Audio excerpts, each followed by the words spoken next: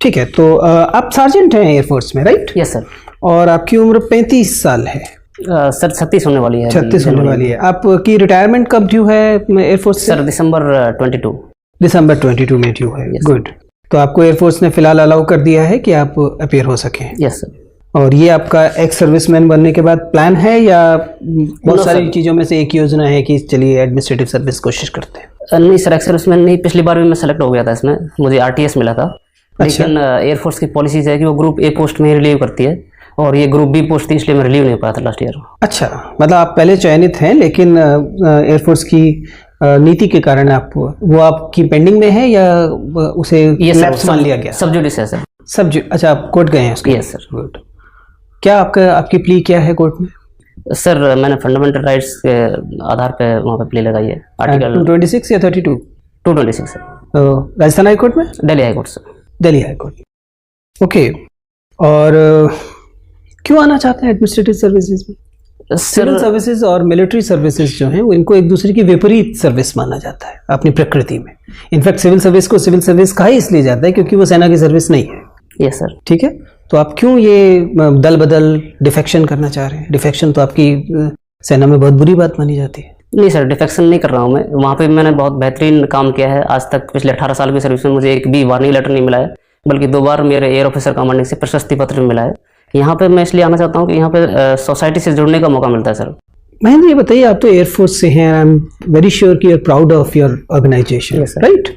मुझे बताइए कि अगर हम एयरफोर्स की उपलब्धियों को देखें सर, हम लोग जो हमारी थल सेना है उसकी उपलब्धियों की बात तो पिछले 200 साल से कर रहे हैं सर, लेकिन हम अगर वायुसेना की उपलब्धियों को देखें तो ऐसी 3 महत्वपूर्ण उपलब्धियां बताइए जिनके बारे में गर्व से कहा जा सके कि ये भारतीय वायुसेना की महानतम उपलब्धियां।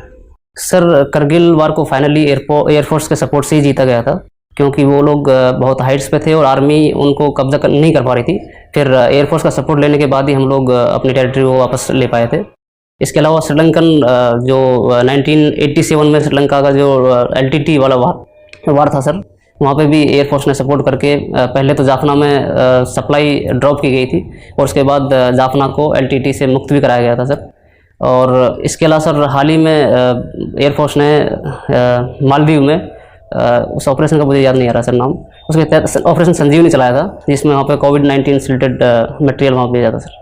Fine, thank you sir. मैं जाते जाते बस मुझे सिर्फ ये बता दीजिए कि एयरफोर्स के इससे आने की वजह से कई सारे फायदे आपको प्रशासन में होंगे, लेकिन कम से कम 3 ऐसी चीज़ें जरूर सोच पा रहे होंगे जो आपने एयरफोर्स में सीखी हैं और इन्हें आपको डीलर्न करना चाहिए अगर आप अच्छे एडमिनिस्ट्रेटर बनना चाहते हैं। वे कौन सी 3 चीज़ें हैं? हाँ, डीलर्न मतलब वो सीख ली हैं, उस समय वहाँ जरूरी थी, लेकिन यहाँ अब उन्हें अनसीखा करना चाहिए। वे कौन सी चीज़ें हो सकती हैं? सर ऐसी तो कोई वैल्यू नहीं है जो मुझे लगता है कि वहाँ सीखी हो और यहाँ मेरे काम नहीं आए या वो इसके यूजफुल नहीं होंगी। ऐसी वैल्यूज तो बहुत सारी हैं। मैं उम्मीद करूँ आप केवल 3 सोच पाएँ कि ये एक आर्म फोर्सेस के हिसाब से अच्छी बात थी, लेकिन सिविल सर्विसेज के हिसाब से मुझे अपने इस व्यवहार को बदलना चाहिए। सर मिलिट्री सर्विस में है कि दुश्मन को जैसे अच्छी बात है कि शत्रुता अगर किसी से हो जाए तो उसे नेस्तनाबूद कर दो। सिविल सर्विसेज में ऐसा नहीं कर सकते, नहीं करना चाहिए। एक बात होगी। Very good. और बताइए सर, अभी तो एक ही याद कर पा रहा हूँ। ठीक है, मुझे आपसे बात करके अच्छा लगा, आप जा सकते हैं। Thank you sir. गुड है सर। सामान्यतः जब आपका बैठने का तरीका, आपका बात करने का तरीका, वाचिक स्पष्टता जो है वो आपके आई कांटेक्ट, फ्लो, कम्युनिकेशन वाली जो चीज़ें हैं वो सामान्यतः ठीक जा रही हैं, तो उसमें आपको कोई परेशानी मुझे नहीं लगता कि होने वाली है।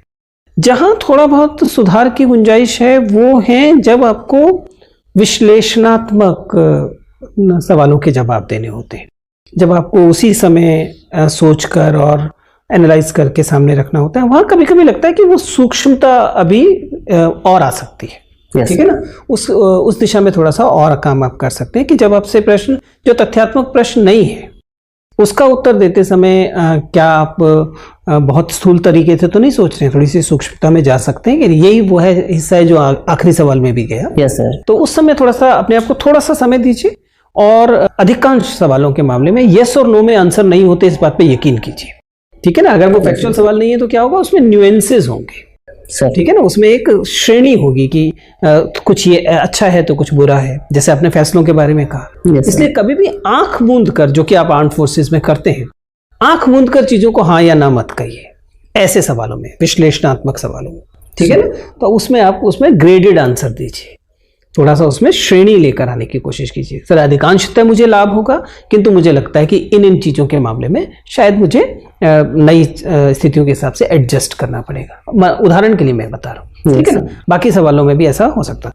Otherwise by and large you doing very good. Alwar वगैरह को थोड़ा सा और गहराई से देख लीजिए। बाकी चीज़ें मुझे लग रहा है कि आप अच्छे से कर रहे हैं, मुझे कोई मेजर कारण नहीं दिखाई दे रहा कि आपका चयन क्यों नहीं होगा। डेफिनेटली बहुत अच्छे से होगा, ठीक है। All the best. Thank you sir.